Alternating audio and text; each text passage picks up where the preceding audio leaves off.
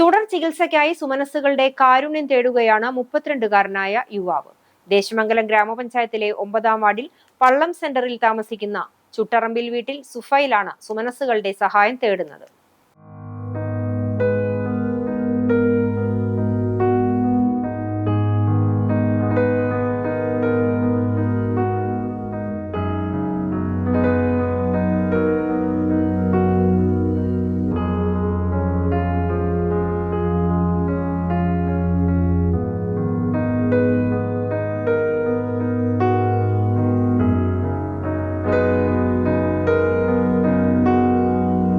ജന്മന കാഴ്ചശക്തിയില്ലാത്ത സുഫൈലിന് എറണാകുളത്ത് വെച്ചുണ്ടായ അപകടത്തിലാണ് കാലിന് പരിക്കേറ്റത്. തുടർ ചികിത്സയ്ക്കായി 10 ലക്ഷത്തോളം രൂപ ചിലവഴിച്ചു. എന്നാൽ കാലിൽ പഴുപ്പ് കയറി സ്ഥിതി വീണ്ടും ഗുരുതരമായി. നിലവിൽ പെരിന്തൽമണ്ണയിലുള്ള സ്വകാര്യ ആശുപത്രിയിലെ ചികിത്സയിലാണ്. സുമനസ്സുകളായ നാട്ടുകാരുടെയും കുടുംബാംഗങ്ങളുടെയും സഹായം കൊണ്ടാണ് ചികിത്സ നടത്തിയത്. തുടർ ചികിത്സയ്ക്ക് കൂടുതൽ പണം ആവശ്യമാണ്. സുഫൈലിനെ പോലെ തന്നെ പൂർണ്ണമായും കാഴ്ചശേഷിയില്ലാത്ത ഭാര്യയും 5ഉം 8ഉം വയസ്സ് പ്രായമുള്ള 2 പെൺമക്കളും പ്രായമായ മാതാപിതാക്കളും അടങ്ങിയ കുടുംബം എന്തു ചെയ്യണമെന്നറിയാത്ത അവസ്ഥയിലാണ്.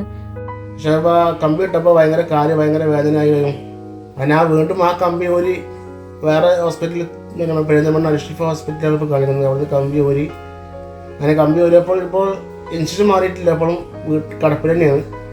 അതുകൊണ്ട് വേറെ വിദഗ്ധമായ ഡോക്ടർമാരെ കാണിക്കണമെങ്കിൽ ഒരുപാട് സാമ്പത്തികത്തിൻ്റെ പ്രശ്നമുണ്ട്.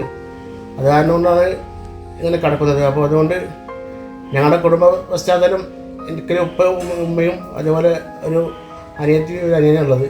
അനിയത്തിക്ക് 40% കാഴ്ചക്ക് പ്രശ്നമുള്ള ആളാണ്.